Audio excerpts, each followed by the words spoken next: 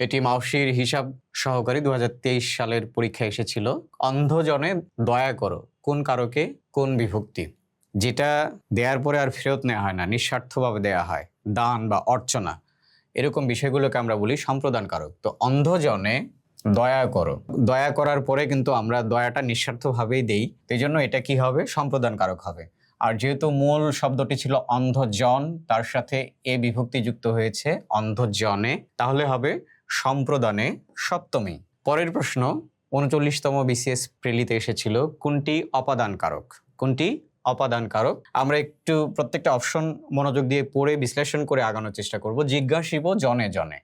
অপাদান বলতে আমাদের কি বোঝায়? যা থেকে কোনো কিছু জাত, বিরত, আরম্ভ, দূরীভূত, উৎপন্ন ও রক্ষিত হয়, এবং ব্যতিক্রম একটি ছিল কি?